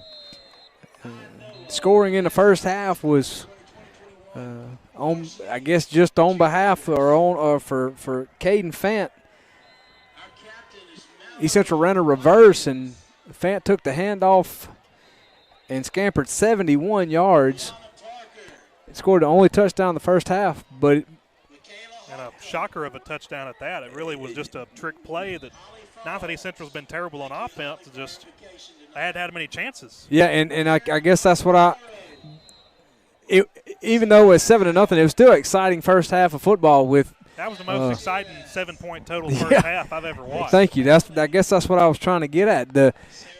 Seen quite a bit. If you're just doing this, we'll try to recap some. Seen quite a bit of throwing. I think you even mentioned probably both teams have thrown more in the first half of this game than they have. Picayune has no doubt doubled their completions for the season just this game. And East Central, they haven't really relied on it much, but it's been really the only thing that works to get them downfield so far. Now, East Central, the difference, and I think you would agree, Max, the difference is East Central has at times been able to move the ball just by sheer will on the offensive line. Just basically. They have a size advantage up there, if not a numbers advantage most of the time, and they take advantage of it when they can, and really they could probably do even more, but they haven't really had to other than right there on the goal line before halftime. They came up about a half yard short, and they had that touchdown if not for that penalty. Right, had an assisting penalty that Coach Collins took exception to, went out to plead his case, and East Central was penalized 15 yards on a personal foul, backed up. Tyler Ferris attempted a 47-yarder, which was just left upright. He could have made it from 57 at the distance he had, just a hair outside the left upright. Wasn't able to get in, but all that being said, I think we'd be remiss not to talk about the Hornet defensive unit in the first half. Have played with a chip on their shoulder, no doubt. Absolutely. I don't know if they came in feeling the underdog, but I think probably, was this the fourth game? This is the third game they came in and told that they're not going to win by all the newspapers that write about us. But so far, everybody in that field house has believed, and what most people thought would be a 0-3 team right now is 3-0 and with a pretty good chance to go a long way in district play. And the defense has carried us here most of the time, and they haven't slacked up one bit just being off this last week or playing on a Saturday and now playing back on a Friday. Well, there has been some licks laid, as they say, in the first half from our defensive linebacking core. Terrell Ford, our starting free safety, he has made a few exceptional plays. As we begin to kick off, for those that may not have been able to be where you can sort of check other scores, we were going to mention some of these before we kicked off here. Moss Point, which we played last week, they're up 42-30 over Stone right now, and they're playing in Stone County. Pascagoula, which has had a bit of a rough patch here of late, is beating PRC 10-8, and they're at the half. Sister school across the river there, Van Cleve, is getting worked over up at West Marion, 39-0. Van Cleve's getting beat in the second quarter. They just absolutely laid it on South Jones last week. They did. Like 70-14, I believe. Just stark difference. One other conference score that is kind of interesting, we were talking offline, Hattiesburg is beating Wayne County. We play them week after next, 18-3. So Ferris is going to kick off here for East Central to open up. We're going to have a fair catch there by Picayune, number 32, as the ball comes. And they were ready for it there. That was the same guy last time that backed up and let the kick bounce for that recovery. Pulled the Atlanta Falcons, get out of the way. Definitely one of Picayune's halftime adjustments was don't let the ball hit the ground on kickoff. So we'll have the Picayune offense come out for their first possession of the second half, and they'll start at their own 29-yard line. One thing that I'd be curious to see, Austin Samples is starting tailback for Picayune. He was shook up there early in the first quarter, and he has come back out here to start the second half for Picayune. So I formation, going to pitch to the right side behind that right tackle. He's going to break 2 tackles, and Rassie Smith is going to trip him up, not before he gains about 13 yards. That's probably the longest run he's had of the evening. Oh, for sure, and definitely Samples going out early in the first quarter just shocked Picayune's core because he's their star running back this year. He's taken over for, I believe it was, I don't remember his name, but he's at Perkinston this year playing for Gulf Coast. And him not being there for the most of the first half really made Picayune rely on some younger guys that weren't quite ready to step up yet, and I think it kind of hurt them on offense. It's worth mentioning Des Fairley just checked out. Looked like he may have had a stung shoulder or something. He's holding his arm down by his side. So Jared Huff had checked in for him at his outside linebacker position. And Picayune's come back out at halftime really returning to form and what they're famous for. They've just been run the ball twice pretty aggressively downfield, not really taking their time and really think that passing game they developed the first half may just all the way disappear. Also, so we're going to pitch back to Samples behind that right guard tackle and be tackled, brought down by, look like that was Llewellyn, I believe. Nicholas Llewellyn. Carson Llewellyn.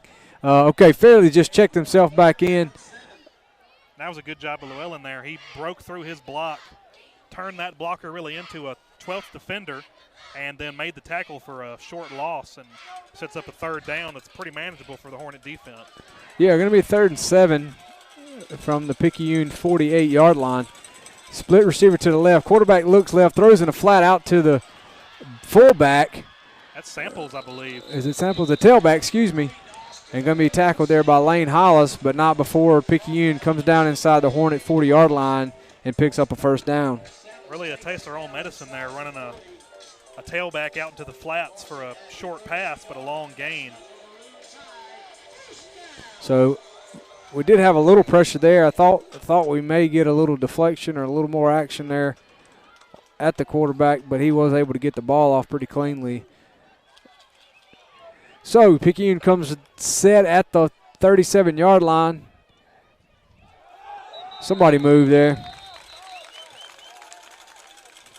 Good discipline there by East Central's defense. Just if they hadn't had they hadn't had many penalties, if any, on them tonight. I don't believe. not the defense. The offense had a couple, I think, there in their first series, but has cleaned things up since then. So Mason Miller going to check in for Picayune now, and he'll come to the near sideline. Picayune's going to line up in their traditional I formation, power I, double tight end. Going to pitch back to Samples. That's a well-known play to East Central fans there. That was looked like right formation 56 power. Yeah, just a power toss there, yeah. Absolutely, and Picayune's really just trying to do what they do best right now and try and find a little bit of rhythm. Well, you got to believe they know they have to get some points on the board here. This is a very crucial drive here for them. At least bring momentum back a little bit to them or themselves. Before halftime and that fiasco with the penalties, East Central was just rolling. Yeah, because East Central actually had a turnover. Picayune on the East Central end of the field in the first half was running the ball, and East Central got the ball right back. So going to look to pass. Oh, my gosh, yeah, that's going to be a late hit. Des Fairley came on a blitz and absolutely leveled number 6, Isaac Hickman. The ball was away, and the referee was there, and he's gonna flag us for a 15-yard roughing the passer penalty.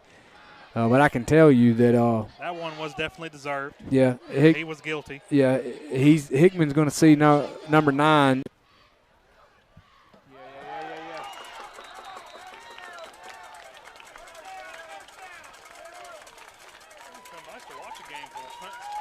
It's been a while. Yeah, it is hard to just observe. Whenever you having a talk, either talking or giving stats. Okay, we're back up. Put that on. So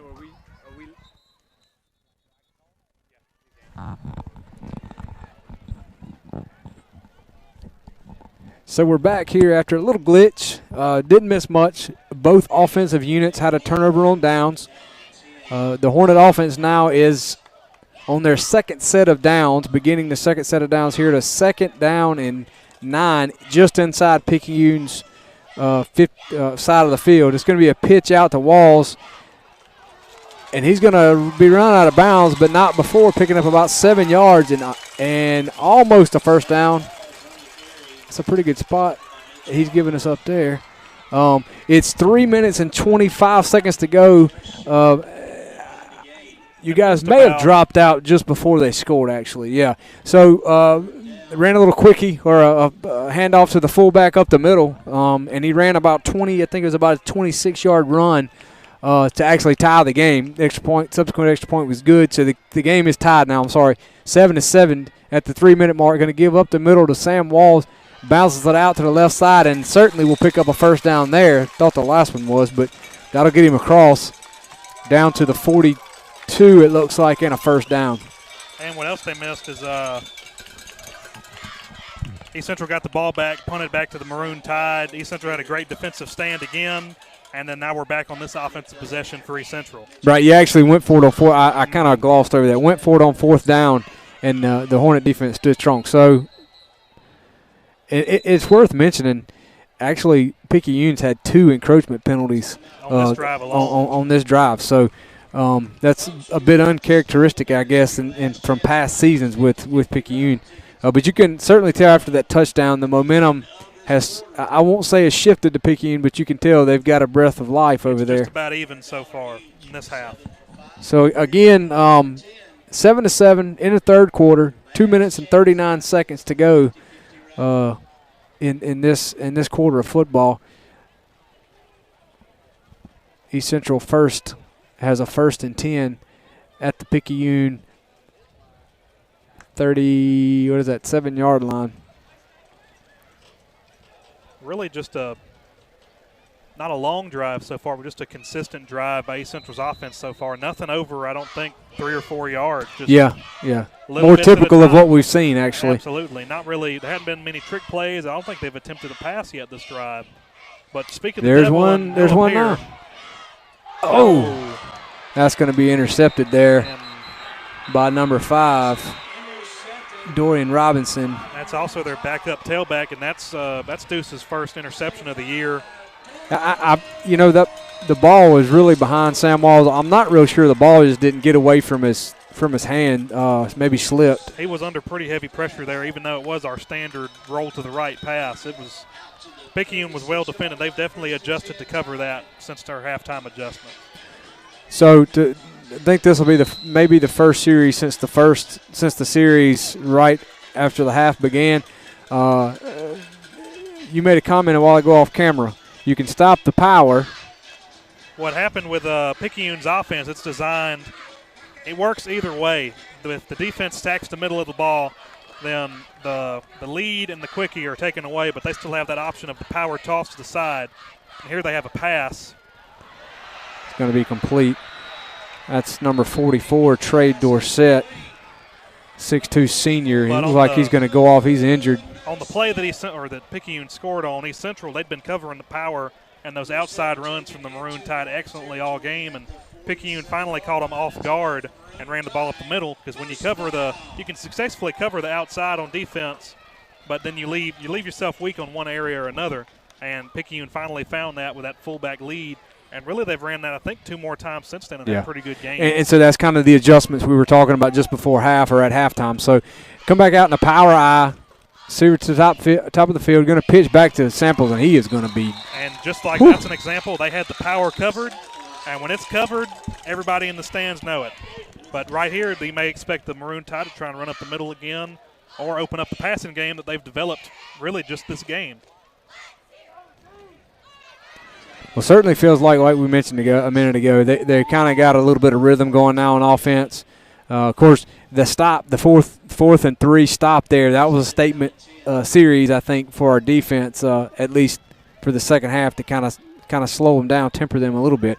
Coming back out to a split back set. Going to look right and throw right and complete it on a slant to number 18, I think, is Terrence Wilson on a slant pass. And he'll pick up a first down. That looks like about a 16, maybe 18-yard gain down to the 30. And it may not seem like much, but Picayune developing this little quick passing game is just an absolute game changer for everybody that's going to play them in the future.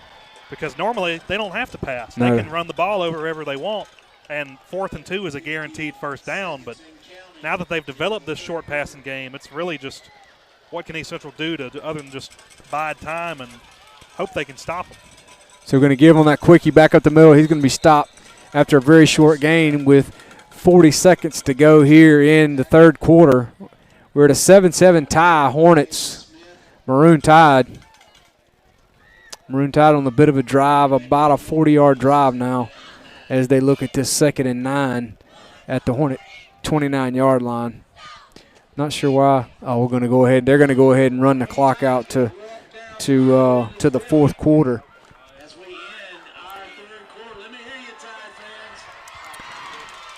So things are getting exciting here.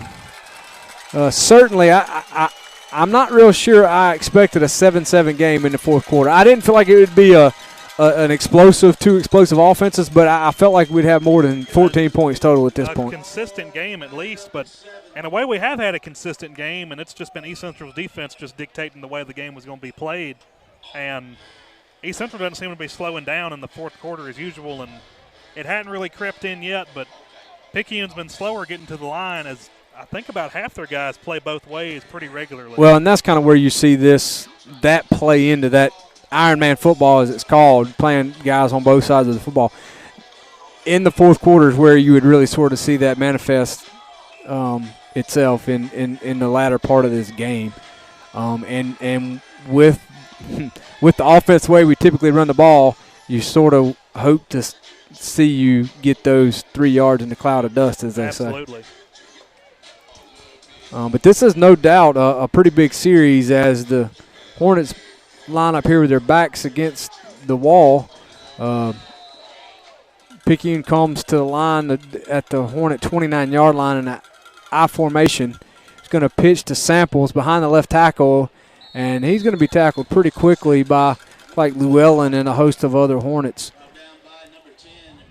And another good job there by the entire defense. The defensive line held their ground. They didn't get run over.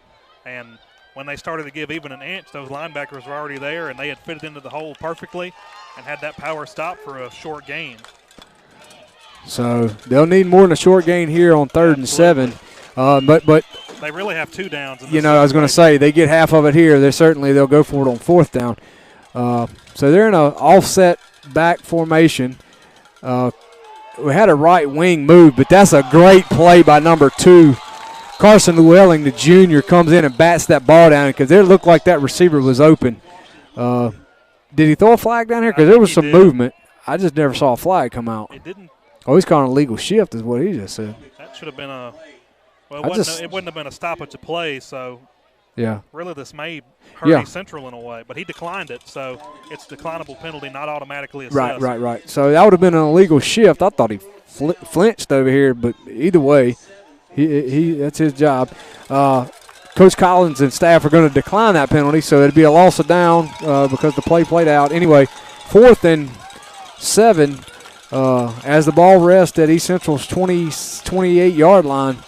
Big play, huge play here for the Hornet defense. Got a split back set. Pretty similar formation. Looking for a go route. Did not see that play call coming at all. And he's going to run out of bounds at about the 3-yard line. This is a different Picayune team than we've seen in years past. To think Picayune offense would be looking at a 3rd and 7 and throw a go route. A 25-yard completion is just you don't expect that. But nonetheless, it was completed, and it was a perfectly thrown ball by the quarterback. And Lane just kind of lost him there on the coverage. Not that he played it pretty well, just as well as he could, but just such a long route down the field. He threw it to where either the offensive back was going to catch it or nobody was. Raiden Williams just absolutely filled that hole. they can't mark him far enough back for what Raiden deserves for that play, but looks like they made him they may mark him for no gain, but Raiden's effort on that, they should have lost 5 yards. Yeah. He just, I wouldn't doubt if he definitely took 2 offensive linemen on his own. I wouldn't doubt if he took the entire interior 3 and just pushed them all the way back. So 7-7, 10 just inside, just under 11 minutes to go in the fourth quarter. Picayune's knocking on the door of East Central on the 4-yard line. Second down. He's going to pitch to Samples. He's going to be tackled short down to about the 2-yard line.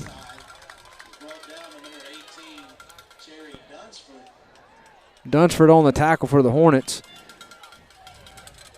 Getting down into some big boy football territory where both teams really excel right here at the goal line.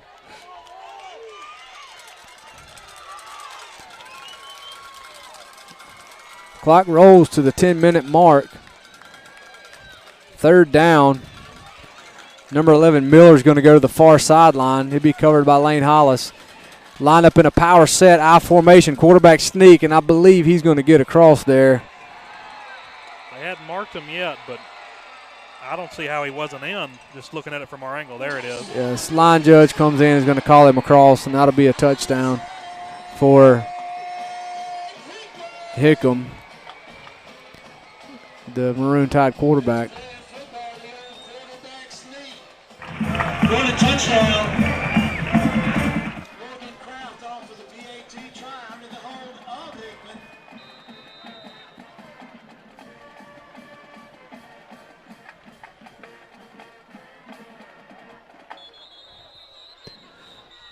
Just drew a defender off sides there, really just on move him a whole yard and a half closer.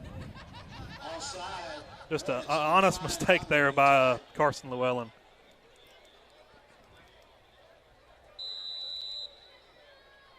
So we'll line up and do it again. Holder's Hickman. I'm not sure who the kicker is for Picayune. Snaps back, kicks up, and that's plenty of distance and height, and that's going to be good. So with that extra point. Flag after the play, it looked like.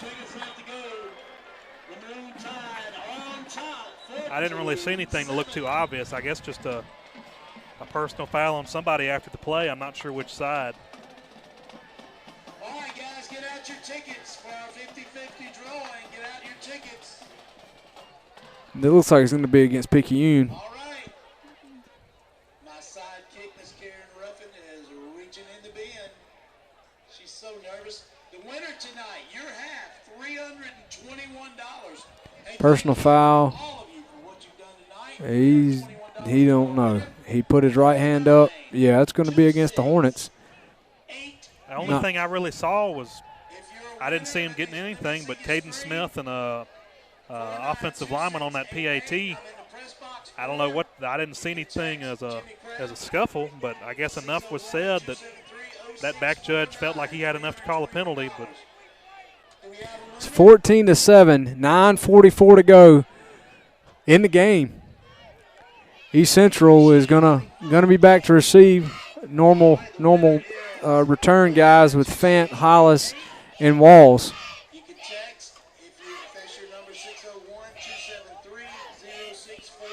We'll assess the personal foul penalty on the kick, so Picayune will be kicking the ball from East Central's 45-yard line.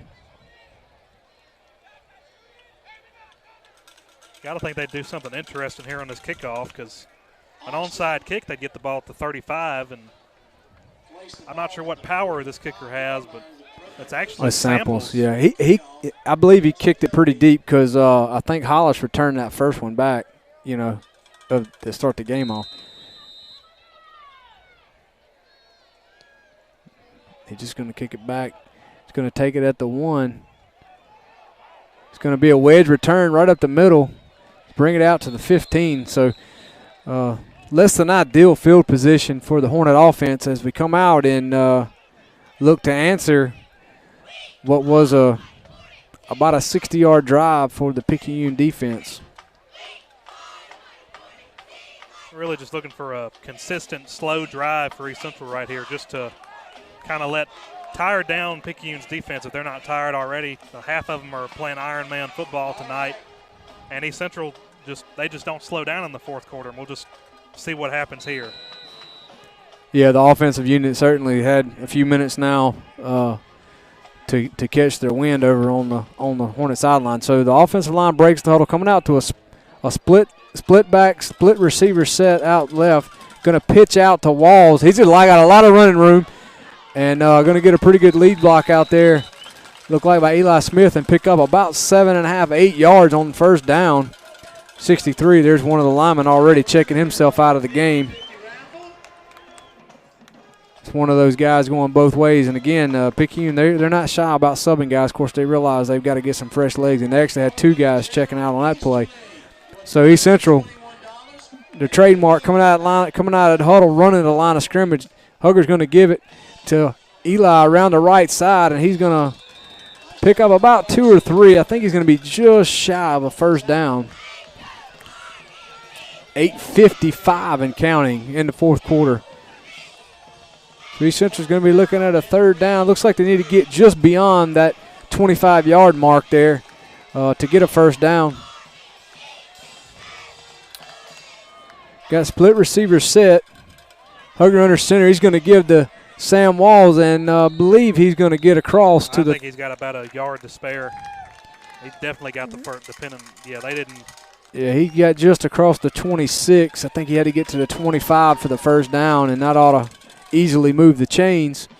And that's just about a perfect start to the type of drive East Central wants right here, because as you said already, they've had 2 defensive linemen sub out in the 3 plays we've ran so far, and the more you tire those guys out and have them running back and forth to the sideline, I think the better this game goes for East Central on offense. There's another pitch to Walls. That was the same play we ran on first down a while ago. Still going to be able to pick up about 6 yards again on that play. So Walls showing his senior leadership there on a big gain. They only gave us 5. I thought we had a little more than that. So 2nd and 5. Vance going to go to the far sideline. The Huggers under center, split back set. We got a motion in Marble. Going to roll right. Looking right to throw. Throws right. He's just going to throw it away. Really not anywhere to throw the football on that play. He'll be lucky if they don't have him for intentional grounding there. I don't believe that ball. Yeah, he threw the flag. Surely he didn't let them talk him into that call. No, that's the correct call. Even though he was out of the pocket there, the ball didn't cross the line of scrimmage. So he kind of. You're right. I agree. I just felt like he let him talk him into it. Absolutely, he let him talk him into it. I'm not going to blame the referee for that, but they sure listened to them plead their case. When it happened, I kind of thought that may be the case. Okay. So with that'll actually be a loss of down, and I'm not sure that ball doesn't go to the spot of the foul. Something. It was 15 yards from the previous spot and the loss of down. Okay. So really just a terrible call right there. Not much East Central can do. And that ball's going to be batted down. A little slip screen there. It actually looked like if the ball had not batted, we probably would have had a little bit of a nice gain there. But nonetheless, a good play there by that defensive end for the Maroon Tide, and we'll be forced to punt here. With the ball deep in our territory. And just not much you can really do there. Just Picayune knowing the rules of the game and not overturning an official's call, but just convincing them to know the rules. And it just kind of came back to bit them. Deuce made the right decision there to throw the ball away. Yeah. Oh, for sure. Sometimes you can be right and still do wrong. Yeah. We're going to get a delay a game here. Well, we did just had enough time, and that's another pretty good punt. Yeah, we probably got away with a delay a game call there, but that's okay. That's good too. We'll take that punt. Like it was about a 45-yard punt. Ball's going to be going to rest now on Picayune's end of the field, but still working with a pretty good spot there. And no doubt East Central's defense has to come to play this drive and get Picayune off the field as soon as possible. What we need is a turnover. Absolutely. We need a big hit and a big play. And it's going to take a big hit to get the ball out, because I think Picayune, other than that pass play to get them down in the red zone, I think they've they've kind of entered in that classic run the ball, kill the clock mode. That's right. The longer they stay on the field, the less time we have to get down there and get in the end zone ourselves. 7:30 to go. Going to give up the middle to Samples. And Ford is going to bring him down. Had a pretty big gaping hole there on the left side of that offense. Oh, defense, excuse me. Picked up about 6. Ball rest on the 50-yard line. 7 minutes to go. The Hornets now trail the Maroon Tide 14-7. Looking for a big play here from the Hornet defense. Number 13, Deshaun Lee, checks in. It's worth mentioning he's been a target a couple of times now. On this 2nd and 5, I'm not sure we don't see maybe another slant. Nope, we're going to give back to Samples, and he's gobbled up really quick. Great job right there by, it looks like Dunsford, and I know Dunsford was in there, and maybe Smith. There's good edge defense right there, not letting them get too far outside the tackles and containing everything to make Picayune uncomfortable and setting up a pretty good 3rd down for East Central's defense. So after that short 1-yard loss, Picayune's looking at a 3rd and 6. And about 3 quarters ago, we could have told you they'd probably run the ball right here. Yeah. But I really was looking for a slant on that top side receiver up there. But like you said, they're trying to run clock too, because as it goes to the 6-minute mark, 3rd and 6 here. He's going to pitch to Samples. We got it sniffed out. Oh, man, nice job of pursuit by that Hornet defense. An excellent job there. They had him, if you noticed, Samples had to bounce it even further outside.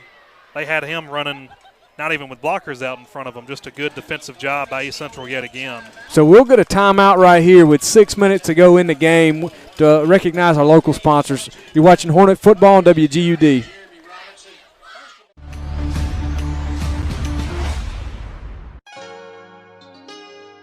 Hi, I'm Stacy Enlow. At M&M Bank, we believe the same things that build a great football program sustain a great bank. Come experience the community banking difference at your local M&M Bank today. Ask to see me, Stacy Enlow, at the Pascagoula Main Branch. At M&M Bank, we are truly hometown people that you know.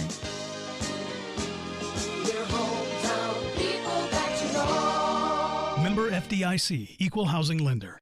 Hi, I'm attorney Lee Turner. I hope you're enjoying tonight's film. If you are a loved one or thinking about applying for Social Security disability, there's a few questions you need to ask before you rush off and hire an attorney. 1, will your case be handled by an attorney located in South Mississippi where you live? And 2, will an attorney or a representative be handling your case? And 3, and most importantly, will an attorney meet with you before the day of the hearing? Better yet, just give me a call at the Turner Law Group at 601-394-5008 or visit us online at www.msdisabilitylawyer.com. So we're back.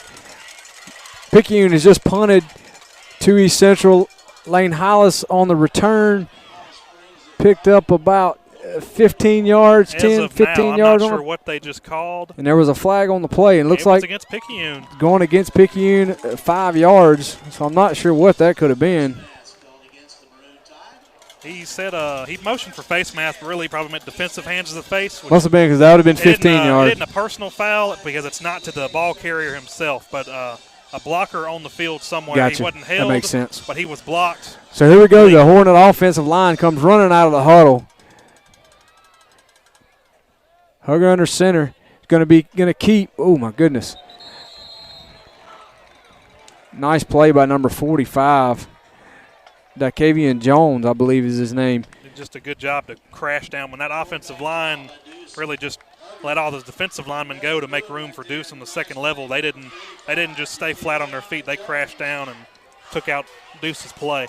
So pretty big series here. We're at the 5-minute mark now in the fourth quarter. Clock's running. East Central comes out in that compact formation with Fant lined up very near the tight end. Going to pass, throws a jump ball, one, and Fant's going to catch it and run out of bounds after the completion at the Picayune 41-yard line. Good play by Caden. That was perfect on offense, defense, every side right there. Cause that was a really good throw. Absolutely. Back shoulder throw by Deuce. Only where he can go, only where Fant can go get it and really use that size advantage he has on Deshaun Lee to just go up and get the ball and come down with it. It was Caden's battle to lose, and he showed us why he's a pretty good receiver out there. So the clock stops at 4:47 here as we take this next snap. Going to give underneath to Sam Wall. Shifty little fullback there we have, and he's able to he was able to pick up 3 yards when he was pretty much wrapped up upon receiving the ball from Hugger. Still a good, not a bad run on the first down. It looked like it wasn't going to be anything. Oh, absolutely. Sam Wall, he may look a little small out on the field or on TV, but he makes up for it, and he's pretty powerful when he needs to be to move the pile himself. Hugger's Griffin underneath to Marble. That's that little wrinkle play. We ran it earlier, didn't have much success. What have we got another flag for? It seemed like some personal foul after the play. I think it's going to be on Picayune. I'm guessing that looks like number 60. By the way, Deuce just responded. I believe he heard him say it's, yeah, big penalty right there. So what a run there by Andrew Marble on the little underneath belly play. Just a perfect design, because from an untrained eye, it looks like 4 guys could have got the ball right there, and then somehow Deuce switches it from one hand to the other, hands it off underneath, fakes the handoff to the pitch, and Andrew Marble's off to the races with basically no one to touch him for about 8 yards. So split back set. Bird Morris is on the far sideline there. Marble's in motion again. We're going to have an option to the right. Pitch to Sam. We got a good block out there by Marble. Sam's trying to get to the corner, not able to get there. Still. Just a moment of hesitation there from Sam Walls. A lot of excitement for a 1-yard gain. He was trying to – Andrew Marble was trying to read his own defender, and they were reading one another and kind of helped Picayune more than they hurt or than they helped themselves, but still a pretty good run. Clock continues to run down to 3:40 mark here. I don't know if the scoreboard's right, but it says Picayune has no timeouts left. I think that's incorrect. Fant to the near sideline. Going to give to, I believe that was Eli. And he's going to pick up about 2 yards as the Hornets continue to look for a way to get into the end zone here late in the fourth, where they trail 14-7 against the home Maroon Tide. Fant's going to check back in. You know, do you throw? Do you try to score right here? Or do you try to run it, get half, and go for it? I think they go for the first down here and then maybe take a field goal. So Eli's lined up at the wingback position right here. There's a pass. His arms come forward. I was pretty sure his arm come forward. We got a flag on the play. Not sure what the flag's for. It's based off its position, it could only be a pass interference on or defensive team. Holding. They may not let him out of his route over there. Absolutely, and the way the officials are acting, it seems to be on Picayune because they're not letting the ball. I think it is. Yeah, he's going to have a holding on the defensive cornerback. Absolutely. So that I thought it was going to be an incomplete pass. I guess maybe the ball came out as he brought it up. Either way, that play will be negated, and the officials will mark off. And the reason they really had the pressure there is just that defender was all over Caden out there on the edge, and looks like someone's called a timeout. So I think it's from the line of scrimmage, right? It would be, as a defensive holding, it's 5 yards from the line. That's right. So they won't have a first down, but it's third and manageable now. Yeah, it looks like quarterback sneak territory to me. Third, and man, I don't know how that's not a first down. First down anyway, but they're giving it to him. It looks like first down. That's a game-changing penalty right there for Maroon absolutely. Tide. You know, I think that kind of goes to that advantage that Caden Fant has over the smaller defensive cornerback and Jashawn Lee at 5'10" and Fant at the 6'3". He certainly didn't want to be the guy that gave up that touchdown there at the end, so he was probably holding on for dear life out there. So we're at the 2:45 mark in the fourth quarter. East Central will have a first and goal at the Picayune 5.5-yard line. Nose of the ball is just at the 5-yard line. Really approaching kind of a dangerous situation with the clock here, because a touchdown for East Central too fast gives Picayune almost just enough time to go down and kick a field goal, but wait too long, and we may just end up going to overtime without a chance to get the ball back. But I'm sure Coach Collins has already thought out what they're about to do right here with this timeout. Fans to the far sideline. Marbles at wing back, split back set. Going to give underneath to Sam. He's hit pretty quickly, but not before he picks up about 2 yards. Man, that is a horrible spot. If this line judge is, or side judge is marking that, man. He got him about a yard short. I don't know how. Anyway, that was about a 1 yard gain there. Second down inside the 5, sitting just shy of the 4 yard line. 2:20 and counting. Split back set. Walls and Smith got a motion back. Going to give underneath to Sam. He put the ball on the ground. It's going to be fumbled and recovered on the 1 yard line by Picayune. Looked like. Just the ball came out like, on the yeah, way in. He came down kind of awkward, and I think it just slipped out. And right after the transition, I don't know. I can't say that a Picayune defender got in to swat it away or if we just dropped the ball. I think it was more just the perfect situation for the defense there. But then again, it doesn't exactly leave Picayune in an ideal situation. No, at this point, you know you're gonna pin your ears back if you're the defense, and you're just hitting somebody that's got a maroon jersey on, hoping you knock a tooth loose or a ball loose or something.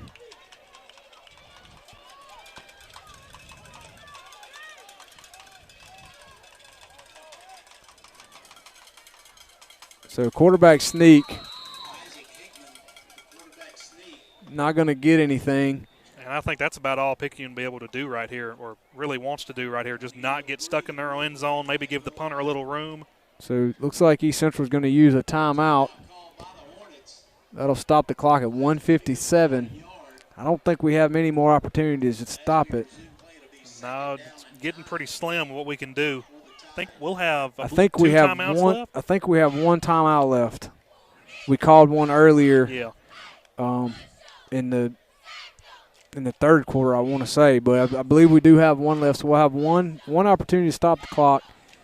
Be looking at probably under a minute if we can get the ball back on a punt, if we don't force a turnover before then. Well, and two, you're down here. If you can keep them from gaining any more yards, that'd be a great opportunity to block a punt. Absolutely. Typically, that punter's going to be 11 yards deep, and his heels would be on the back end of the goal line. And he can't take a step back. A high snap's an immediate safety for East Central with getting the ball back, but just have to wait and see what Picayune's cooked up for this situation. So we got a receiver at the far end, far side of the field.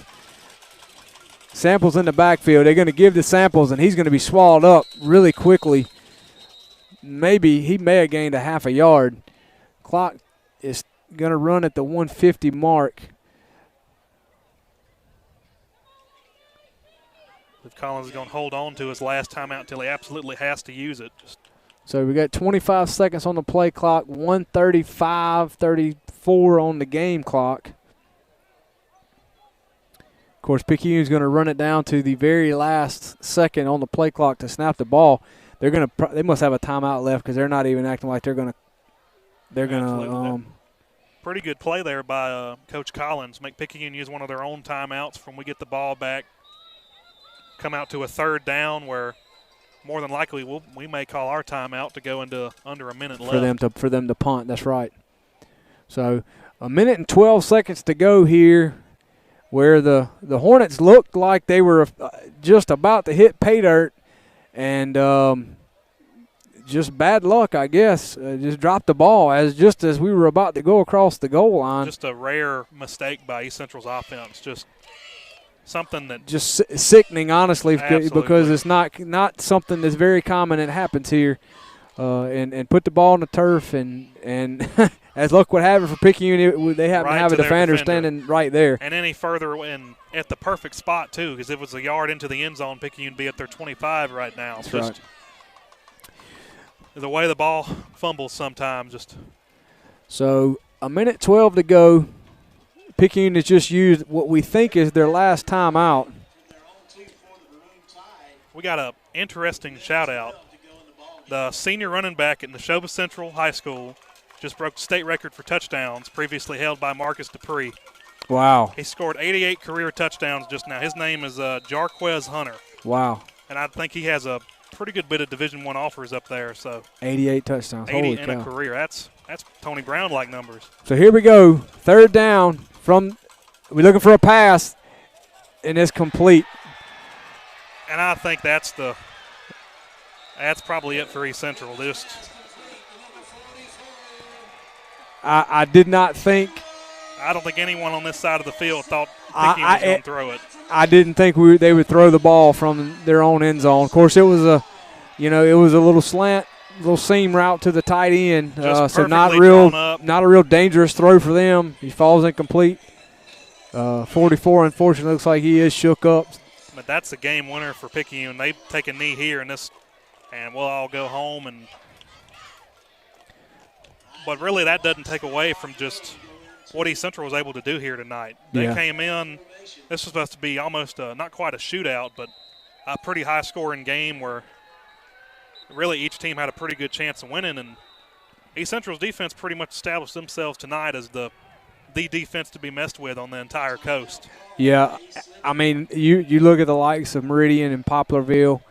They were able to I believe Poplarville put 21 on Picayune, and Picayune allowed 21. Right. So, and we do have 28 seconds. They do have to snap the ball again, so we could have you can have a freak snap or sort of like what we had happen there as we were about to score. So we have called a timeout and want to make them snap the ball one more time.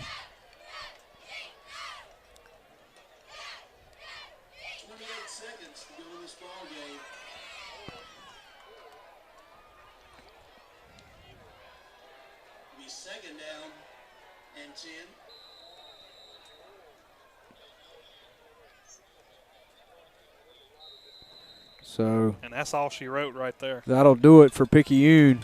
No doubt they know going to that locker room tonight I don't even know if lucky is the word to use to come away with a win. Picayune may not have underestimated East Central, but East Central sure came in and gave Picayune a taste of their own medicine for just about the entire game. And East Central really even though they lost tonight, East Central just made a name for themselves. Certainly. On the entire coast. This isn't the team to really be disrespected anymore. And they got 2 weeks to prepare for Wayne County now, with Long Beach forfeiting for next week. And you'd like to think East Central is about to go into that 2 week of practice and just absolutely come out and just roll out against Wayne County on the road. Well, right now it's a pretty dejected or disappointed group of young men over there, because there's a lot of young guys that are over there playing. This was a hard loss. And you hate it for Sam because he is a senior, and he's gonna feel like he has sort of bear the burden of this on his own, which that's certainly not the case, because there's a lot of other guys that play tonight that miss plays, and it just happens that one was a little more visible. But they're going to move on from this, and this football team got a lot better tonight. They, like you talked about, almost needed this loss. Yeah, I mean, they answered a lot of questions. I even wondered, and coming into this kind of program and coming over here, making this trip, and what are they going to look like? And like you said, I think they sort of made a statement not only for this team but even this program after you had a transition.